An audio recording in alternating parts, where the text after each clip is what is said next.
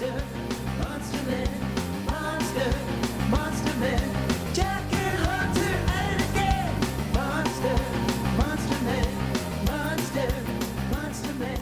Welcome to Monster Men. Arr! right. I wanted to make that more lyrical. It just didn't come out. It's late. Sorry. Well, you wanted to make it lyrical because we got a special episode. My buddy Mike Carlon has finally joined us. Mike and I have been friends for years. Mike is an author, podcaster, and he's a comedian. Son of George Carlin? You know what? I did have an uncle named George, although we spell it differently.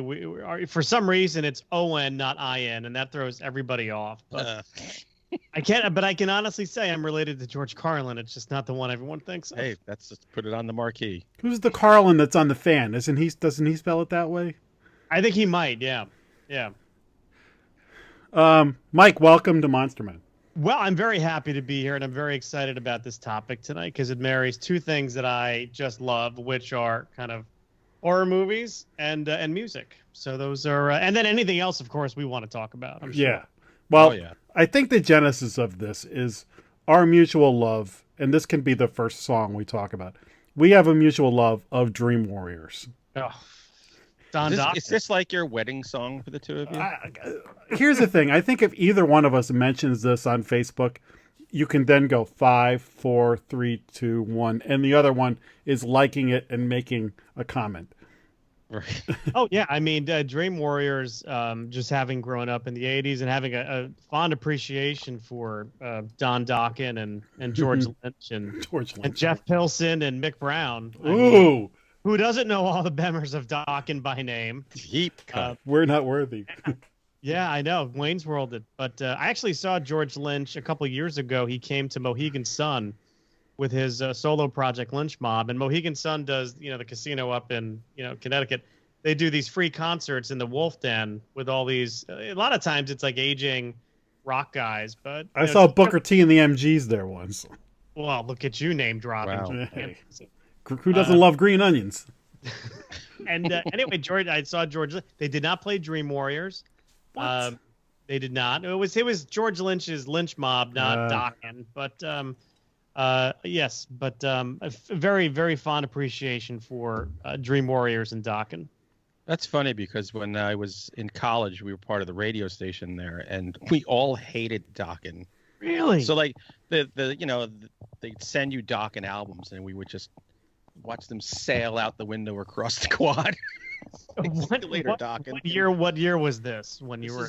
86 through 90. Yeah, see, that's like peak Dokken years right there. I mean, 84 to 86, I'd say, maybe 87 with, Back for the Attack. But Yeah. Rowan, what kind of music were you listening to? I think peak Dokken years are when they broke up. That's like, I think those are the peak years, and we couldn't hear it anymore.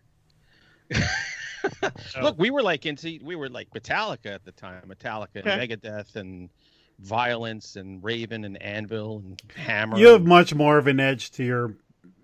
But conversely, I was also into Bon Jovi, Warrant, Poison, because that's where the girls were. Well, let me give you a little trivia here. Not trivia, but a little coincidence. So when I saw Lynch Mob, obviously the lead singer from Warrant is dead. Janie Lane died. God rest his soul and his cherry pie. But the new lead singer of Warrant was actually singing that night for Lynch Mob because Lynch Mob's lead singer relapsed or something. So they got the new guy, and his name will come to me in a minute if I start thinking about it. But did a fantastic job. Fantastic job. I always thought Warrant sounded like Boston. Like I always liked Boston. I thought they just sounded like a hair metal version of Boston. And the guys in Boston were brilliant. I think one of them went to MIT or something. He was a yeah. And Brian May from Queen was like a physicist or astrophysicist or something. There is for accomplished musicians, there's a lot of math there, and there's a lot of science and smart stuff, and a lot of dumb stuff. And then you get the guys from Motley Crue. Oh, then you get Nikki Sixx. Now, the thing about Dream Warriors is you're coming in that section of time you're talking about in the 80s was like Freddie was like everywhere, and so MTV was everybody spent every waking minute that they could in front of MTV. And for guys like us who liked hard rock and metal, like you had to fight for when you know, like Night Flight on USA or like Headbangers Ball or whatever. You had to. Oh yeah. Dream Warrior suddenly was like, they were showing clips from the movie on like, and Dokken like in like prime time and things like that. And that was the big thing to have, like, you know, songs that go along with movies. But when you got one that was about a horror movie, especially me, I loved Nightmare on Elm Street 3. That was just phenomenal. But I mean, even the Fat Boys ended up doing a Freddy song. Nightmare on My Street, I think, or something like that. That's right. Yeah, I remember that. Oh my gosh. Or was Nightmare on My Street the Fresh Prince? I think that was a Fresh Prince. But the Fat Boys did one. Yeah, got the brains. Yeah. There's all kinds of Freddy songs out there. I have an album of Freddy songs with like Robert Englund. You do? I do. Oh. Well, then there's of course Fab Five Freddy. I mean, that. But that, I miss that. I miss 80s rap terribly. It is, you know, it's funny. Like, I talked to my wife about this a lot because we grew up on that. I mean, I grew up on Run DMC and yeah, Houdini. Houdini was the first. Houdini Escape was the first album / tape. I think it was probably a tape that I bought with my own money. That had Really? You know, 5 minutes of funk. It had The Freaks Come Out at Night, which is a great song. It had Friends.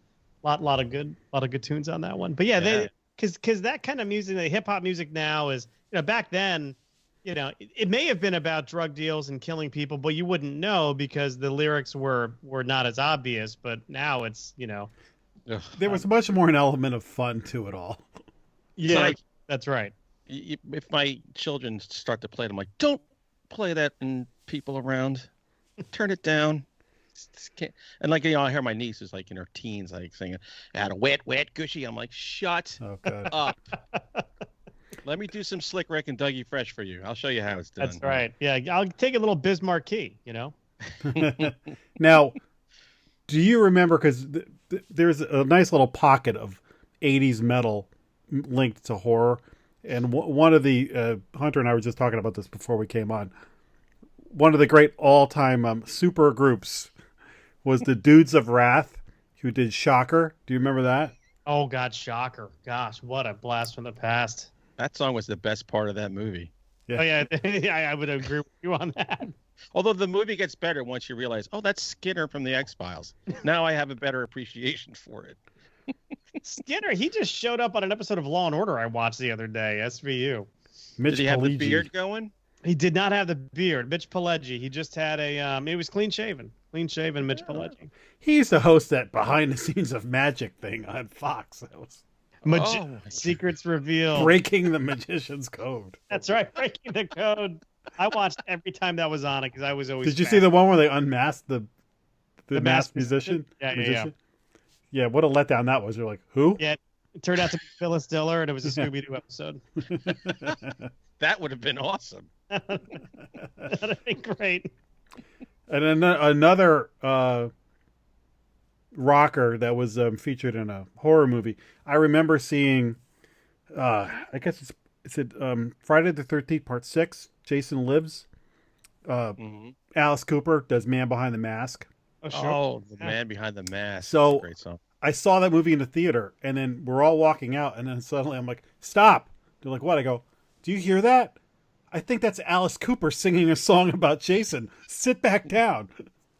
And that's the idea. See if we can get young people to sit through credits, which is like, you know, almost impossible.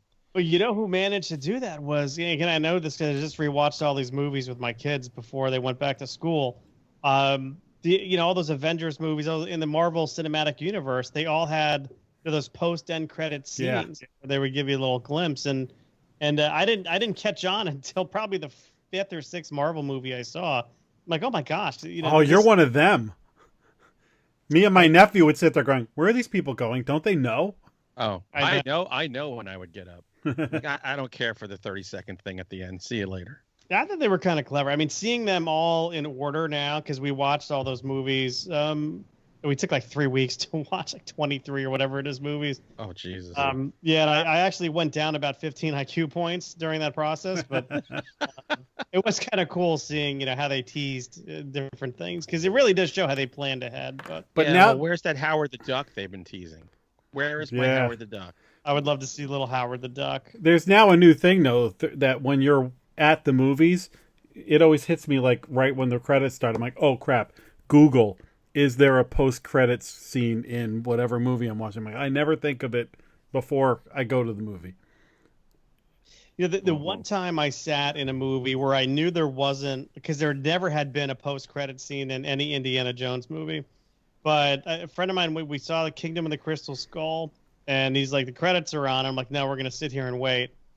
And he's like, why? And I'm like, I'm waiting for Steven Spielberg to come on with the apology, Yeah.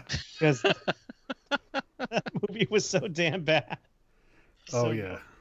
By the way, speaking of Howard the Duck, I was just looking it up. Now, remember the old movie from what, 80? Yeah. Leah Thompson. Maybe? Yeah. Leah Thompson sang like a ton of the songs. It's like Leah Thompson and Thomas Dolby did most of the Thomas soundtrack. Dolby. She blinded me. What's science? Man, was that weird? So was that in Weird Science, or was that She blinded me with science? Yeah, that Wasn't there a Weird- song, Weird Science, in Weird Yeah, Science? Weird Science. Was Yeah. that Oingo Boingo? Was Oingo Boingo Weird Science? Oingo No, they Boingo were I at Want Dead Man's Candy. Party. Dead Man's Party from Back to School. That's right. Well, Danny Elfman from Oingo Boingo went on to do just like every movie. Like he scored so many different Yeah, movies. Batman. Yeah. I think he did a lot. I think we give him some credit. So I know you kicked us off here, Jack, with Dream Warriors, which is an excellent one. But how about this one? So this is not necessarily a horror movie, although the villain was kind of like a very horrible guy. I will never listen to Tom Petty's American Girl Mm. and not think of Silence of the Lambs, Mhm. and immediately, see Frederica Bimmel tapping, along to American Girl on the steering wheel, and hearing Ted Levine ask, "Was she a great big fat person?" Yeah. I actually met that actress at Chiller Theater, and she was awesome. And I talked to her. I was like, I know you hear this all the time, but that's such an amazing performance. But you're right. Her, when she sings along with it, like everybody does that in a bar when they hear that song. Right. Yeah, that's all I can think. It's like Stuck in the Middle with You. If I hear it, I think of Reservoir Dogs. Oh, And, yeah. That's another one on my list. Ah, Mike. shoot. That's I'm it. sorry. No, that's fine. But like when I go back to and I think about Silence of the Lambs, then I see Ted Levine, who played Jane Gum in another, TV Like on show. Monk. Yeah, like on Monk, or whether it's on like a movie or something. Or I think he was in The Usual Suspects. I cannot not see, him as in Silence of the Lambs. I You know, saw can't. he's the bad guy in one of the Jurassic Park movies, the newer ones, and I'm with my nephew, and I'm like, you know who that guy is? I go, that's the captain from Monk. He's like, oh my god. I go, he's also Buffalo Bill from Silence of the Lambs. Like, That's right. holy moly! That's right. He played Alan Shepard in From the Earth to the Moon, and I'm like, no, he's not the guy who's going up in space on the Apollo missions. He's got a girl in a well with a dog and a broken leg and needs lotion. Well, she's in the moon crater. So I He mean, was in my favorite show of the 80s, Crime Story. oh wow, With Dennis Farina. Andrew Dice Clay was in that first season. Runaway That's was the great. theme song to that. Yes. That was a Um, great show. Listen, if you can't talk about Silence of the Lambs though, and not mention Goodbye Horses by Q Lazarus. Oh, well, you make me want to take my pants off and Yeah. dance, Jack. I mean, Dance Wait, we like can no do one that is tomorrow? watching. What? I've been asking you to do this on an episode forever. Take off our pants and dance. oh, there we go. They say Just dance a like no one is watching. So little tuck in my woman suit. Jesus. see now, back then we didn't have the internet, so I remember when we watched the credits, found the name, and then scoured the world till we found a recording of that. And then I remember I was living with a couple of buddies of mine, and we had I don't know why, but we had a mannequin head, like a bald woman mannequin head, and Was it mouth open? Is that yeah. And one of my roommates, Herb, was a real chicken, and there was a bathroom that wouldn't lock. So he's in there doing his business, and we put on Goodbye Horses, and then we just opened the bathroom door and stuck the head in and looked up, and he just screamed like a little girl. It was hilarious. tonight my wife she was looking for her slippers, and she's like, She's like, "Can you get my slippers?" I'm like, "Where are they?" They're like, "I think they're in the basket." And I said, "Is it next to the lotion?" And she just looked at me and shook her head. She's like, "You're too predictable." Like, guilty as charged. Now, I have a horror song. Jack, I know you've seen. I don't know if you've seen it, Mike. You ever see the movie You're Next? I have not. No. Oh yeah. Well, it's a phenomenal movie, and we have to bow to it because it got Barbara Crampton out of retirement. The greatest earworm song ever in a horror movie was in that movie. It's in the beginning. It's Dwight Twilley's "Looking for the Magic," and it's playing on the stereo in the murder in the beginning. It's on again in the middle, and the end credits finish with the song. And you walk out of that movie going, it's like this weird. It's an indescribable song, and I listen to it all the time. Still, it's been 7 years since that movie came out, and every time I'm like, let me just pop that on here again. Thank you, YouTube. So if you see that movie, you'll be a fan of that movie, of that song for life. So here's another one, and again, it's not a traditional horror movie. It's more of a spoof, but it does star Linda Blair and Leslie Nielsen. Oh, Here we go. With a cameo from one Mean Gene Okerlund. oh. Devil with a Blue Dress On. I cannot hear. I don't hear that song that frequently, but when I do, I think of Repossessed. Wow, I saw I'm sorry that you're Repossessed. thinking of that I movie. saw that movie once. Once. Yeah, that's about my limit too. Once. It is a horror. I mean, of course, it is a spoof on The Exorcist, which has. I mean, again, the soundtrack to The Exorcist, I do believe, kind of set the tone for so many movies that followed. Just with that, the simple melody, the simple haunting kind of piano, the melody. I was actually just doing Halloween in my head, but I think it was inspired by The Exorcist. Yeah, which actually we just saw a documentary with Blatty, and he found that music somewhere, and then he fought the studio to get it as the movie. So like it wasn't like actually scored for it. He found it and used it. Yeah. Did you ever see the movie House of the Devil, Mike? I have not seen that. It sounds like a movie that I'd like though, because I was fascinated by anything to do with Satanism and the occult for some reason. Good Catholic boy like me. Oh, you'd love it. It's a great movie, and it's I don't know. It's only a few years old, right, Hunter? No, it's like 2007, I think. I'm not kidding you. It's old now, like us. Okay, but it's still 2000s. But Yes. it has the grain and feel of an 80s movie, and there's a whole scene with one thing leads to another. That's the fix, right? Yeah, the fix. Sure. Fix. Yeah, that when you see it, it becomes like one of those ones that you'll automatically think of that movie when you hear it. It's a pretty girl wearing her Walkman with a big tape deck clipped to her belt buckle. She's so house good. sitting, and she's like in the place alone, just dancing. Well, go speaking of dancing, I think of this song every time I take a shower with a British woman. Moon Dance by Van Morrison, thanks to American Werewolf in London. So I had that on my list, but I had Bad Moon Rising. Bad Moon Rising. See, I paid more attention to the shower scene when I first became aware of that movie. I might have watched that a little more than the other parts. Jenny Agutter. Yeah. That was the greatest thing. I'm sorry to cut you off, but the greatest thing about horror movies of that era was, you're getting so much for your dollar, because you're getting a lot of gratuitous nudity. I mean, I remember seeing, American Werewolf in London. I remember another werewolf movie. I think it was The Howling 3. Was basically softcore pornography. I mean, that's exactly what it was. I don't know. It wasn't a horror movie, and all those Psycho not remakes, but the sequels. We're all kind of cut from the same mold there. Hey, got to get the people in. The thing is, with American Werewolf in London, one of my favorite movies of all time, there's all moon-related songs in that. So there's two versions of Blue Moon, Bad Moon Rising, and Moon Dance, and I'm probably forgetting a couple of others. But the best part is my wedding, like Van Morrison, Have I Told You Lately That I Love You was our wedding song. And our DJ was in a Van Morrison cover band. So he was so happy that we had a Van Morrison song. So he played a lot of Van Morrison. And I will admit, when I was dancing with my wife to Moondance, I was thinking of the shower back in a flat in London. She doesn't listen to the show, so it's fine. She'll never know. What she doesn't know won't kill her. Yeah, that's right. It's been 29 years. We're fine.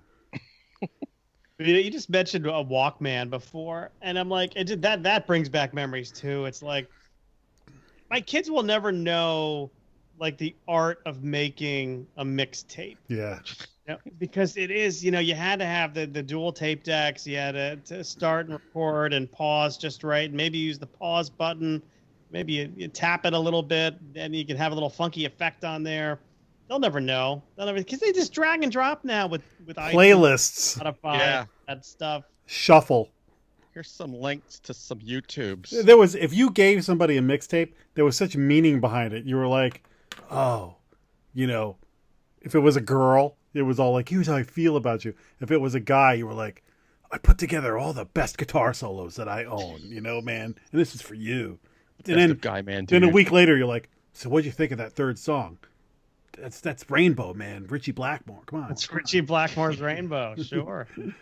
I got one. Also not necessarily horror, but in the Silence of the Lambs family. You guys remember Manhunter? Oh yeah. Oh, Michael Mann. That was I love that movie. I can't hear Inagata Devita and not think of that scene. By the way, the rumor is true. Like DJs did put that on when they had to take a shit. Of course, yeah. I mean, the drum solo alone, and you had to listen to it in headphones too, or else you really didn't get the full effect. Iron Butterfly. That's a great song. I actually appreciate that song the older I get. Oh, that was a big song for us in college. We used to put that on and just party. Here's a song that I despised when it was a hit and loved when it was put in a movie. Hip to Be Square. American Psycho. That was on my list. It was on my list. Expert hit. Just him talking about Huey Lewis in the news made them cool. Yeah. Yeah. I know a guy who's a huge Huey Lewis in the news fan, and he talks about it all the time. And I'm like, I wonder if this guy just gets pissed off when he watches American Psycho, or if he loves it. Or does he murder women after he plays the song? Yeah, no. Look at him. That's a good one because think of Huey Lewis as kind of like safe, right? I mean, I think because I go right back to the '80s, Back to the Future, the sports album. It was like safe rock and roll, but just to mix it with American Psycho is just it's diabolical, but it's delicious. It really is. You should look up on YouTube. There's a parody of that with Huey Lewis. That's Is there? Brilliant. Yeah. See, that I like it though when oftentimes movies can make songs that I was either lukewarm or didn't like at all, and now I love these songs because they relate to the movie in my head. Yeah. Yeah. I agree. What else you got on your list there, Mike? Well, I mean, I had a we kind of touched upon Stuck in the Middle with you, but I can't hear that song and not think of Michael Madsen about to cut someone's ear off. I mean, again, not a horror movie, but just it's so closely tied to that movie that I have to, I have to think about. That's a horrific scene. Oh, it's terrible. And you don't even actually see him cut anything. You don't need to. No. Yeah. You just can't hear the reaction. When my kids were young, I liked to dance around the house with a knife to that song.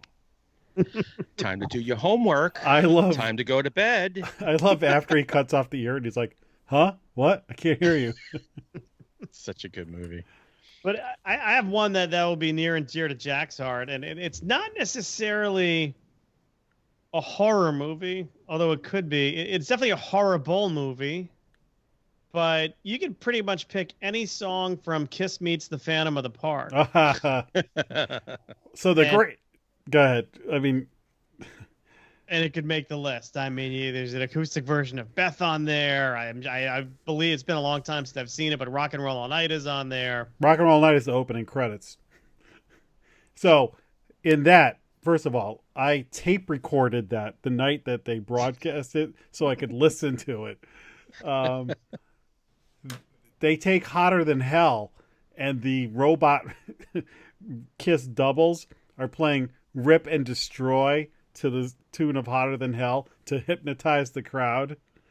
And so that was like the I want to get the Rip and Destroy version of Hotter Than Hell. Did you hold like the little microphone thing up to the TV the whole time? We just had the tape recorder up next to the TV, and then like we totally got like a feedback buzz the whole time. Yep. Hey, but you know what? It's what we had to do, man. Yeah. It's exactly what you had to do. And These it turns kids, out I'm talking people 35 years old don't understand. Peter Criss, when they go back for the looping to do the voiceovers and stuff, he didn't show up for that. So I think one of the guys who did like one of the cartoon voices that like Scooby Doo and something like that. Barbera, that's right. Yeah, he did Peter Criss's voice in that. Yep. Why not? Another movie that has a couple of songs, the Dawn of the Dead remake by Zack Snyder. It's got the Johnny Cash. Yeah, The Man Comes Around by Johnny Cash at the beginning, and a great opening credits scene. But for me, that's not the song of the movie for me. What is? Richard Cheese, Down with the Sickness, in the middle of the movie. Yes. And Mike, I feel like you're a Richard Cheese appreciator. Oh, sure. I saw him live in New York once. Anything cheese related, really. But you know what? I maybe you guys could tell me something I don't know. But you know, why hasn't Iron Maiden made it into a horror movie? Because a lot of their music certainly centers around the occult, and Number of the Beast. I always thought would be a great. Maybe I did hear Number of the Beast in a horror movie. You know what? But not good enough to be memorable. Not good enough to be memorable, but what do you think of Jack? Hunter, it was the movie The Incubus, right? Wasn't Bruce Dickinson in the Incubus? Oh, was that the Incubus? Well, I watched it at your place. Yeah, or was that the Demon Wind? No, it Which wasn't one? Demon Wind. I think it was Incubus. You're right. It was Incubus. Bruce Dickinson is in this movie. It's Really? like an 80s horror movie. And I remember watching, we're like, is that Bruce Dickinson? Does he put on his pants one leg at a time? And then this movie's horrible. Give me another beer. It must be before he started flying planes. Yeah. How about I was just thinking. What about one of my favorite beginnings of a horror movie? And the theme song is Metallica's "To Whom the Bell Tolls." What a great song! Zombieland. Oh yeah, that's an awesome intro. That is just the slow motion of everything going on and that song, which tickled my 80s ivories. I love that beginning. I remember the movie. Do you guys remember the movie? What was it? Was it Witchboard with Tawny Katane? Heck yeah, I own that. I'm wondering, was there a David Coverdale song on that album? Is that possible? Is that where they met? Would that be great if they met on the set of Witchboard? Oh God, hold on, I gotta find that out now. That is a big movie in my house. My wife and I, when we were dating, watched it all the time. Yeah, when I hear Witchboard, I think of you. It's let's see, Steel Breeze did one song, Bump in the Night. No. And Yanis Xenakis did a couple of songs. Oh, of course, yes. Yeah, the great Yanis Xenakis. Known as the Greek Madonna, I believe, is really. He's making. We've skipped over a really obvious one. I'm waiting for you to get to this one. The Ramones, Pet Sematary. That's exactly. I figured you had it on your list. I love that song. I remember seeing that movie in the theater too, and just going, "Hey man, this is great," because it's the Ramones, and it sounds like the Ramones. Like the Alice Cooper song is a little poppy for him. Yeah. That's just the fact that it's about Pet Cemetery makes it even better. But I would like that song if they were singing about whatever the other crap that they sing about. I mean, to be fair, it does sound like every other Ramon Yes. song. Well, that was their thing. But again, that movie brought back the wonderful Fred Gwynn from the Monsters. Yeah, very. But I was on a tour of the Sleepy Hollow Cemetery for Halloween a few years ago with my kids, and in the middle, at one point of the tour, they go, "And this is where the Ramones filmed the video for Pet Cemetery." I was like, "Oh, this is cooler than any of the history. I don't care about this other stuff." Washington Irving, who cares? Joey Ramone. Rockefeller's great. Who the hell cares about that? And now I was not crazy about the remake of Pet Cemetery, and I think they had a remake of the Pet Cemetery song that was like the typical modern remake garbage. Yeah, that was a tissue of a movie. Just blow your nose in it and throw it away. Now, D. Snyder has made some movies, has he not? Oh yeah, quite a few. Now, have we, and again, I'm not as familiar with his work, but I know he's made some. Have any Twisted Sister song made its way into any of his movies, or maybe some of his original stuff? I can tell you where a Twisted Sister song appears. Oh, Pee-wee's Big Adventure. When they're going through the movie studio, Twisted Sisters, see no evil, fear no evil. They're filming a rock video. oh my gosh, that's right. Yeah. So it's only a part of a Twisted Sister song. Well, it's a link. It's a link. I'm trying to think. He did that movie Strangeland. He's got a bunch of songs in there. That was the big one. But what's that? Wasn't he in Trick or Treat or Rock and Roll Night? He was in something like that. I forget now. I was never a big D. Snyder fan. No, I think he's I don't know. I don't hate D. Snyder. I think he was a great DJ. He used to have a show called The House of Hair. And this was back, before satellite radio, and I grew up on heavy metal and hair metal and all that stuff. And in the 90s, they were not playing that on the radio. I mean, basically, grunge and Nirvana killed my favorite music. Overnight. Yeah, but D. Snyder had a show, and I was visiting. He was down in Florida. I was visiting my parents, and at the gym I was going to, this crappy little gym in Pompano Beach. They were playing The House of Hair, and I was in for those 2 hours I was in heaven, because it was D. Snyder playing all the greatest music ever, which is anything released between 80 and 87 and a half, I'd say. Right. 87 and a half. There's a cutoff point there, because then it got too over the top, Right. It got too over the top. Nelson After the Rain. It's so hard to listen to the. Is that when it jumped the shark? Was it Nelson? Oh, God. I had an idea this is before I became a writer, but when I was thinking about it, I wanted to write a screenplay and cater the entire screenplay and every scene to an entire Britney Fox album. Girl School? Yeah. That's the one with the chainsaw, right? No, that's Jackal. Jackal. Jackal was like a weird mix of like backwoods country and metal, I think. It was yeah. But no, Britney Fox, Girl School, and what was the other one they had? That was big. Oh God. But the guy from Britney Fox, he sounded like a poor man's Tom Kiefer from Cinderella. Yes, I think he did. Going for. That's what I saw Britney Fox live, and they blew my mind. Really? I was like, they were so good live. I was like, what the hell? Because Lita Ford had been out before them, and she was okay. I think she was drunk. Poison later was terrible. But Britney Fox, I was like, then that was the band I was making fun of going in. Yeah. I was like, oh, those freaking girl guys, whatever. I was like, man, that's great. I saw Poison a couple years ago. They were Bret Michaels anyway, sounded great. They put on a fun show, but it helps, all the practice and maybe keeping sober. Yeah, well, I think he's the one of the four on stage who was healthy. Let's say. I'll tell you, the band I appreciated most from that era, who I don't think gets a lot of credit, but their guitar player was fantastic, was White Lion. Oh yeah. Vito Bratta was just so clean on guitar from that era. Nothing to do, by the way, with the topic of the evening. I'm just No, I'd send out my point of view on White Lion. Because there are a few White Lion albums in the house somewhere. yeah, they did a cover of Radar Love, which I thought was fantastic. Yeah, they were better than people thought.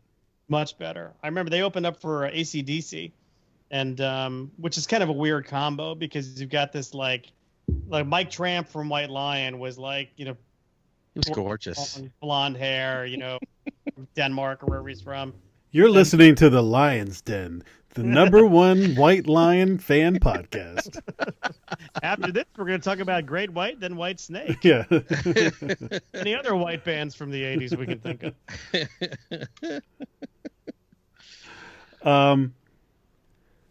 Donovan, going back a little bit. Yeah, Catch the Wind, sure.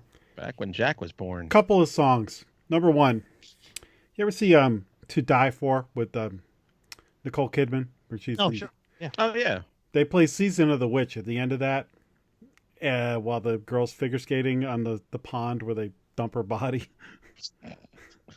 That's a good song. And Season of the Witch is one of those ones that when people are making their Halloween mixtape, always ends up on it because it's like the witch song. And I always loved Mr. Sandman at the end of Halloween too. Yeah. But another Donovan song is in Zodiac, when Hurdy-Gurdy Man. And if you ever Google like rock songs in horror movies, that one always pops up. And it's a scene where the couple's like parked and it's on the radio while they're parked. And then the guy basically pulls up and shoots them both in the car. And it's an awesome scene. It's a great how movie. lovely. So Donovan, I've got 2 Donovan songs for you right there. I never saw Zodiac. It's long. It's epic. Well, that's okay. Is that the one with about the Zodiac killer, Robert Downey Jr.? We're seeing that? Yep, him, Mark Ruffalo, Jake Gyllenhaal. Oh wow. Right. And it basically covers like years of the pursuit and what the toll it takes on all the guys, because it's an unsolved murder. So Can you imagine if Martin Scorsese did a lot of horror movies? Because that guy spins the best movie soundtracks of all time.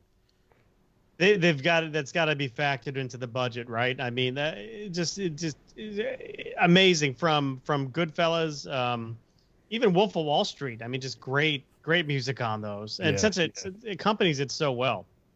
Yeah, you get the feeling he had to have the rights before he tailored a lot of those scenes, because you're right, it's so perfect. But always a Rolling Stone song in there. And he did, I think he had like a hard-on for the Rolling Stones. He did a documentary on the Rolling Stones maybe 10 or so years ago. I can't remember the name of it, but I know he was a big fan. But there's always a Rolling Stone song in Scorsese movies. Scorsese didn't do Bronx Tale, but Bronx Tale felt like a Scorsese movie in a lot of ways, because the music was very similar in that too. Yeah, Chas Palminteri knew what he was doing. Yeah. But here's the thing. Years ago, my dad, we're sitting outside drinking, and we're talking about whatever. We were talking about movies because that was his favorite thing. And he goes, yeah, I went to school with Scorsese. Because he went to Cardinal Hayes in the Bronx. I'm like, oh, you did? He goes, oh, you sat behind me for 4 years. He pulls out his yearbook, and there he is. Okay. He goes, yeah, he was little Marty, the sick kid who missed a lot of school. I was like, wow. Find that yearbook. For not getting to know him. Find that yearbook and go out to Pawn Stars in Vegas and sell that right thing. Over there. I know exactly where it is. What did you guys think of The Irishman? I mean, if we're talking about Scorsese, what was your take on it?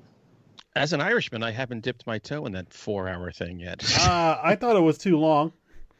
I thought it was okay, but I thought it was too long, and I thought the de-aging was a little gimmicky at times. Yeah. But I find Robert De Niro as a human being so repugnant. I really can't bring it myself to watch anything. I can't revisit anything he's ever in. I see that guy and I'm like, you're a hypocrite ass tard.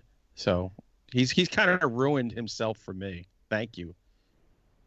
Bobby D, not a big fan. Jeez. What do you think of The Irishman? I agree. I wanted it to be better. There were parts of it I liked. I thought Pesci was good. I actually like seeing Ray Romano in the role he played. But yeah, I mean, it was a little bit too long.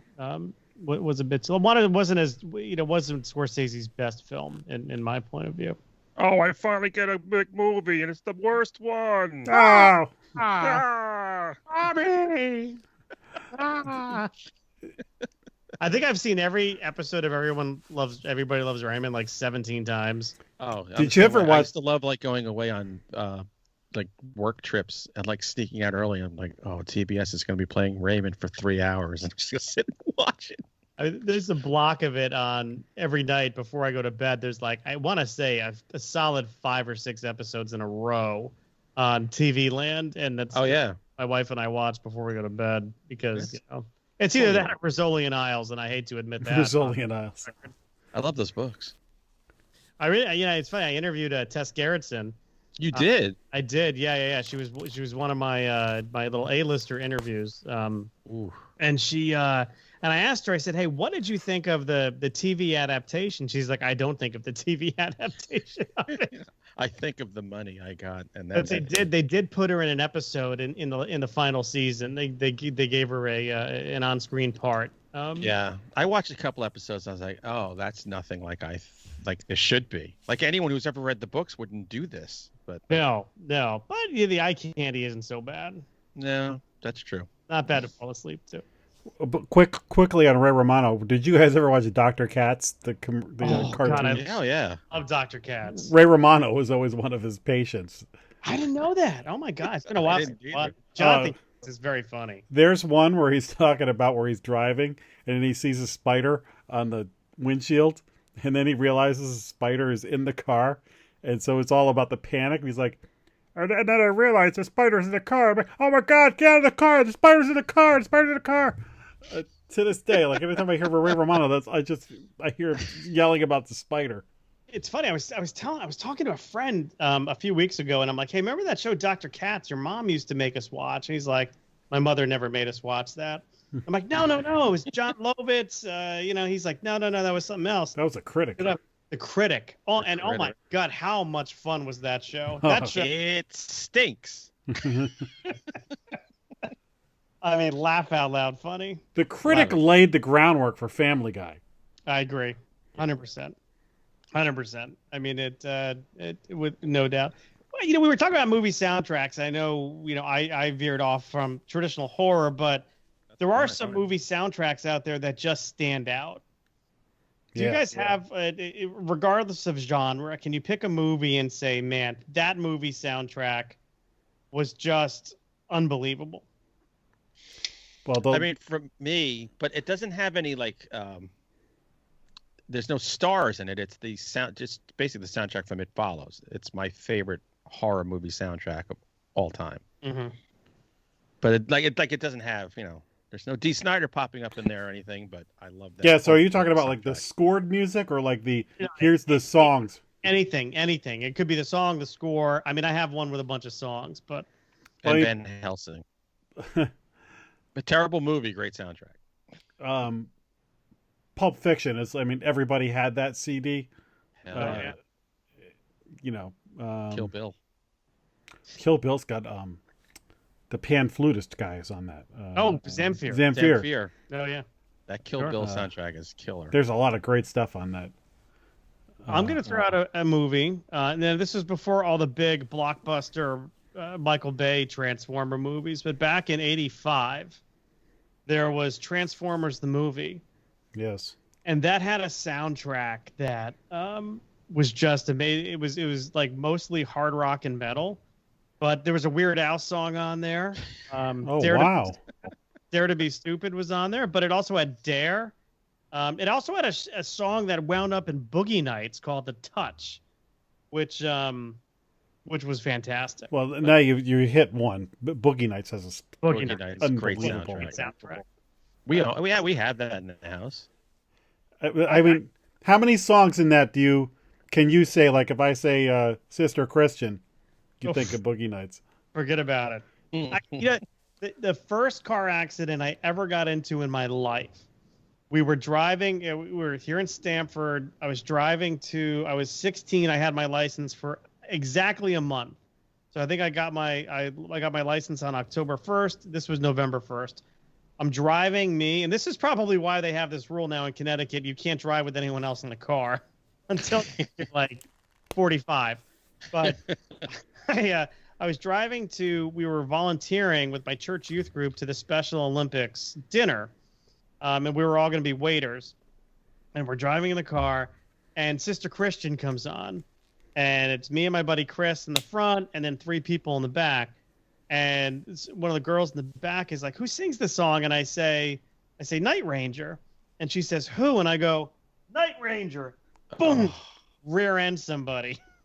And That's so unfair. You were motoring. I was. Yeah, you were. Yeah, the cop listening didn't buy that. You're listening to Sister Christian with a Christian youth group going to help out at a Special Olympics thing. Right. You should not have been allowed to hit anything. You No, should I have ridden did. there on a cloud. There is no God. It was the original distracted driving. That video used to be on Friday night videos every damn week. You know what song was in a movie that changed my life was the Deadpool, the Dirty Harry movie. Oh yeah, That's where like wrote this? Welcome to the Jungle like To the broke. jungle.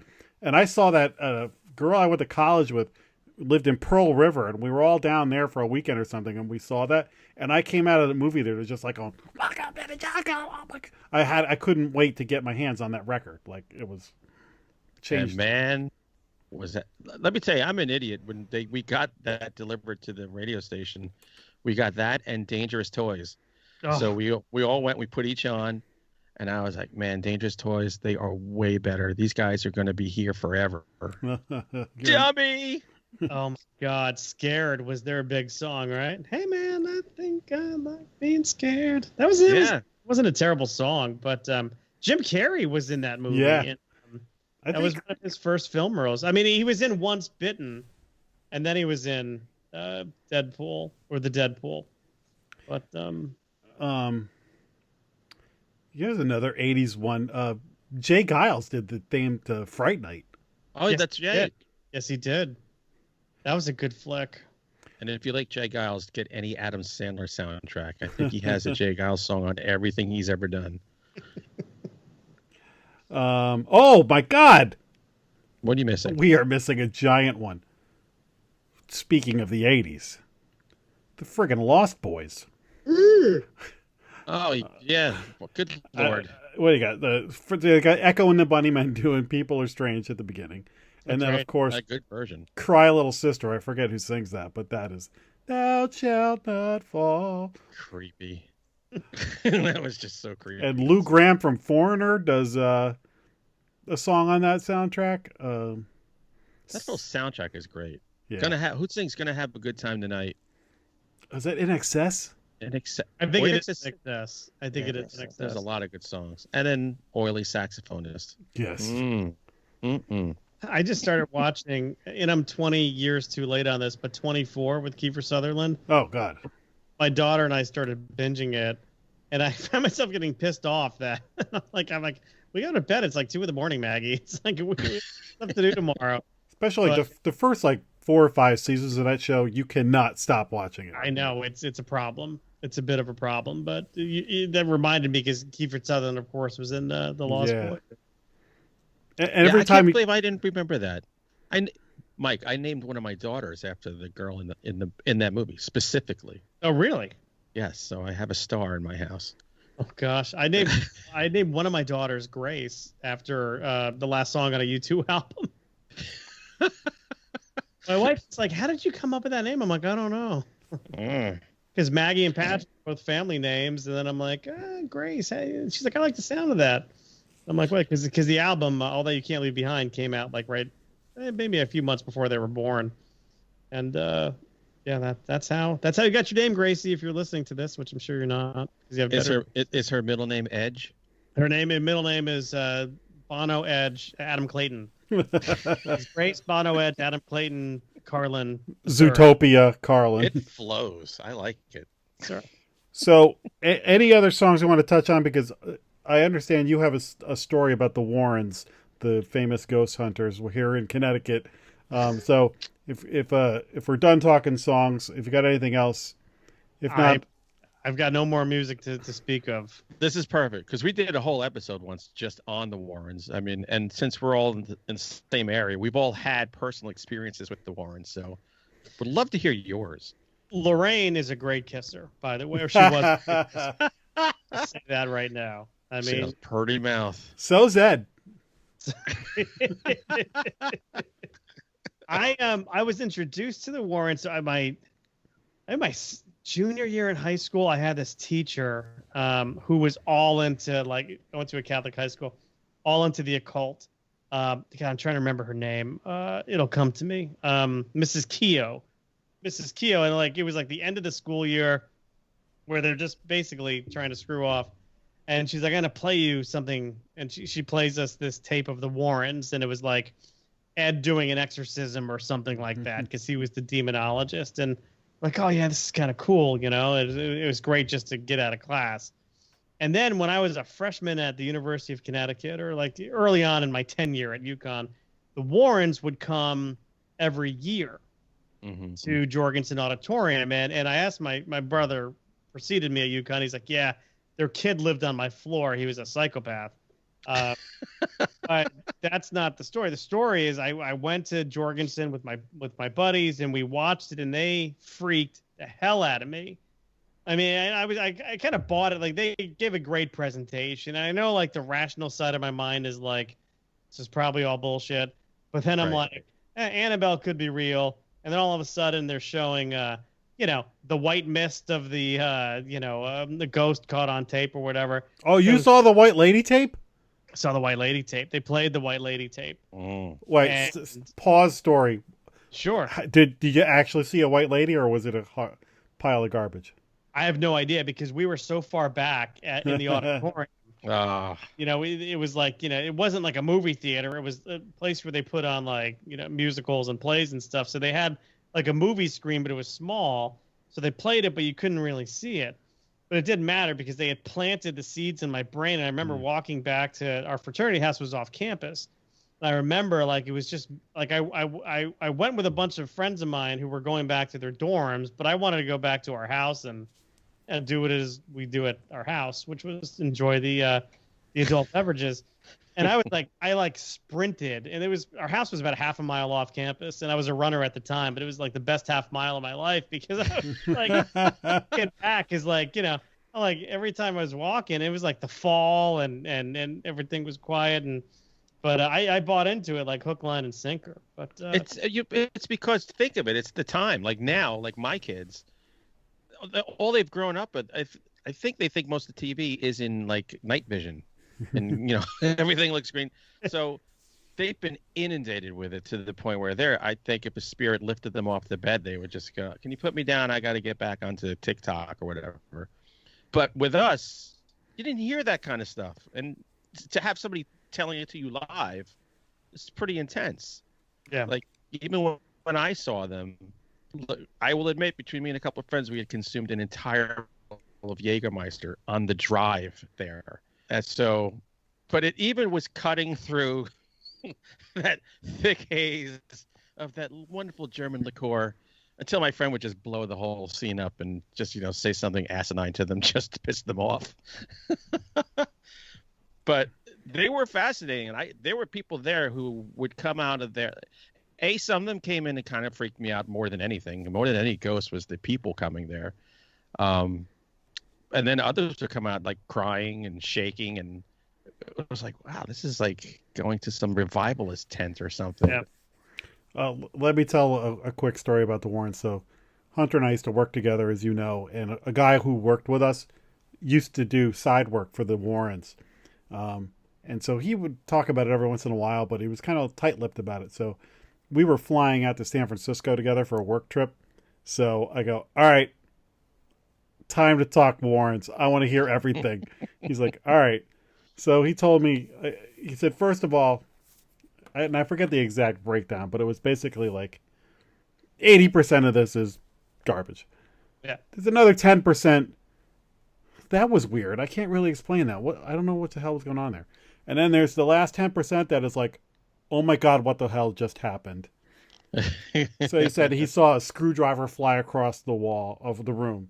He saw sparks coming out of a ceiling out of nowhere or something, some stuff like that. So there's this interview where he's filming it in their little museum of horror stuff, cursed items, and his partner is interviewing Ed. So our friend's there, and the Annabelle doll is behind him in a case. And so he goes, yeah, so actually something weird happened with Annabelle when I was filming this thing.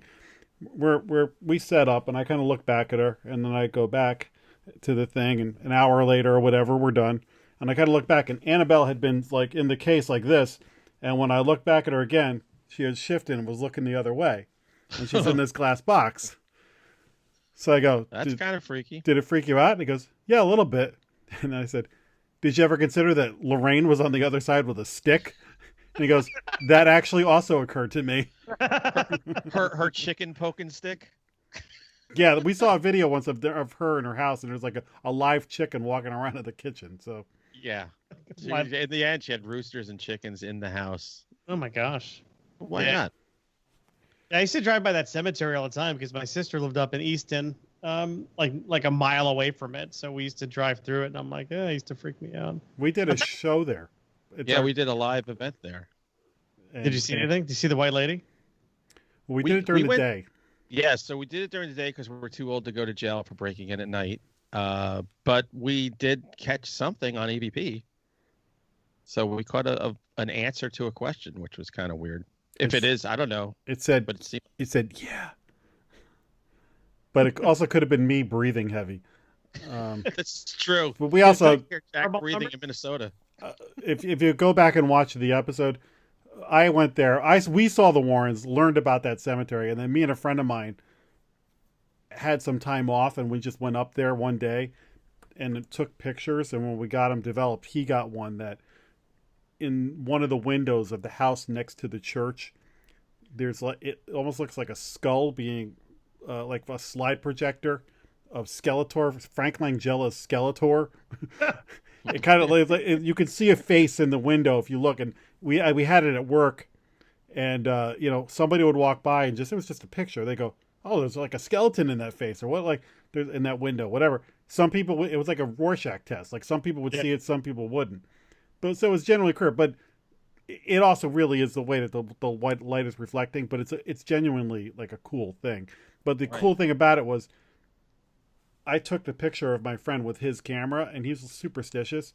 And I remember right before I took that picture, he went to go step on the grass in front of the house, and I was going to take a picture of him in the house. And then he goes, no, I don't feel good. This is weird. So I was like, all right, get out of the way. And I just took a picture of the house. So when he was showing me the pictures, I was like, dude, this is where you had that weird feeling. And then this is the picture with the skull. So Yeah. Strange, Sensitive. strange stuff. Yeah, I used to travel out with this guy Joe, who was very sensitive, in many ways. I mean, emotionally, but he used to tell me this weird shit. Like, I do believe that people do have like a sensitivity, because he used to be like, I swear to God, we were in a bar in Dallas, or a restaurant rather, having dinner. We had just finished running focus groups. He was my camera guy. And he's like, Mike, this girl's going to come up. She's going to invite us to her wedding. I'm like, what are you talking about, Joe? Sure enough, we start talking to the waitress because we're both friendly fellas. And she's like, hey, if you guys aren't doing anything this weekend, I'm getting married. Huh. And I'm like, What? I'm like, how the hell did you know that, Joe? He's like, I just had a hunch. I'm like, mother effer. And like, when I travel with this guy, like, stuff like that happens all the time.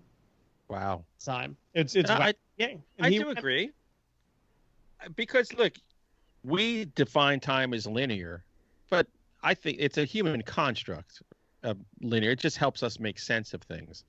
And I think there are some people that are just more open and can sense, see, hear, whatever it is, only because maybe they're into the slipstream a little more than we are. And he's probably one of those people. Yeah, it was just always strange, always strange. I think got me into some really wacky situations, but I won't admit to those on Yeah. on a recording. So, Mike, you are a podcaster and an author. So, Yes. so tell everybody what you've done and where they can find you and all that good stuff. Because you've got a great podcast. It's not horror at all. You have really good in-depth conversations with people. I actually learn stuff when I listen to yours. Well, thank you, Jack. And I believe I had your co-host here, Hunter Chan, a couple of years ago. Yeah, I brought the whole thing down a level. You did. It's the least downloaded episode I have. I'm just kidding. That would be my brother's about his depression. But yes, no, I have a 7 books out. Number 8's coming out March 16th, I believe, just before St. Patrick's Day. It's called The Ruin of Souls, which is a line inspired by a line from the Prayer to St. Michael. So there's a little it's a little Da Vinci Cody. So that's coming out, but uncorkingastory.com is the website, and there you can go and learn all about all the books, and as well as listen to all of the 60 plus episodes of the podcast, many of which are focused with authors. So a lot of what I do is interview authors about their work and their writing process, and kind of uncorking their stories, basically understanding what makes writers tick and what inspires them to write. And yeah, it's been great and a lot of fun. I've learned a lot basically from all the people I interview, which is great. So what's the one book, if somebody said, all right, I want to buy a Mike Carlon book today, what's the one you're going to say, all right, this is buy this sucker right now? Because I'm difficult, I'm going to give you 2. That's fine. It really depends on the mood you're in. So if you're in the mood for a really good suspenseful book with a major twist that you will not see coming, it's Uncorking a Murder. Then that is by far the most commercially successful book that I have. So Uncorking a Murder, it's basically a guy who was sent to prison for a crime he didn't commit, and it's almost like an episode of Columbo where you have to unravel exactly what happened. Well, Jack's into that right Just now. one. I am like binge watching Columbo reruns right now. I'm doing Mannix. Both of them are fantastic. Columbo is by far one of the best shows ever made. But if you need a laugh, and you want something that's going to make your jaw drop and your belly hurt, you're going to want to read a book called All the Fucks I Cannot Give. Nice. I love that book. Love that book. Which is, and there's an audiobook for all you men out there. There's an audiobook available as well. I know you're not going to read, but you're going to listen to Mike Dawson from the Adam Carolla Show. Oh, wow. Narrate the hell out of the book. Nice. It's a that is just fun. That is a fun book. It's escapism at its highest. You'll be taken to the beaches of Hawaii. You'll overdose on edibles, and you'll be taken to the hidden swinger scene of suburban Chicago, and have a lot of laughs along the way with that one. God, I would kill to do all those things right now. I'm so sick of being in this house. I know. It's like I don't leave I tell my wife, I'm like, I don't leave my house Monday through Friday. And I was a guy who was on the road, 2 weeks out of every month. And, I think she's starting to get tired of having me at home. Connecticut needs to make edibles legal. Yeah. I think, well, it's in Lamont's budget, I believe, for next fiscal year. So and I am down for the swinger scene in Peoria, anywhere. Just get me in touch with human beings. Yeah. But that's it. Thanks for the plug, Jack. Hey, man. Least I can do. I'm so happy to have you on. I think we'll have you on some other time. I think what we'll do is we got to pick a movie like we did. You had another podcast about movies, and we talked about Love at First Bite, and that was a blast. I love that movie. So maybe sometime we'll pick another old movie like that, have you on, and we'll just like watch it and then deconstruct it or something. But yeah, let's pick something that we haven't seen in a while. I always love a good 80s horror flick. Maybe maybe like Warlock or something. I love me a Julian Sands. Julian Sands. Watch. But that movie was on like HBO when I first got it, like 24 hours a day. Yeah, that was ridiculous how much they played that movie. Oof, not a great movie, Yeah, Not much no. guy. You had the Amish guy with all this, a horse that sweats in winter. Crazy. The movie should have been better, but it wasn't. No. And it upsets me. I saw it at the Avon in Stamford, where all the horror movies Oh, went. my entire life was Evil Dead, Yep. House by the Cemetery, all the Friday the 13th and Freddy's. At least it's still there. It's true. Yeah, All my actually, childhood It's theaters very are gone. arty. It's very arty theater now. yeah, I go see the Academy Award nominee stuff there. And supposedly they've done a good job. Like, I guess they got partitions up everywhere to try and, keep it a safe space for people. So God bless them.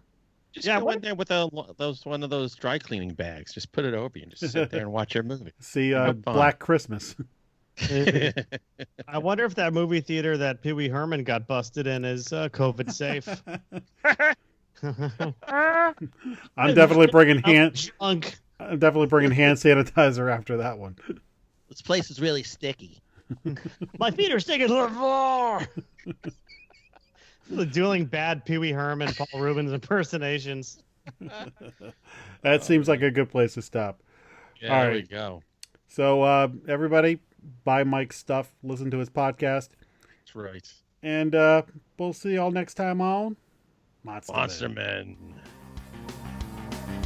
Monster, Monster Man, Monster, Monster Man, Jack and Hunter at it again. Monster, Monster Man, Monster, Monster Man.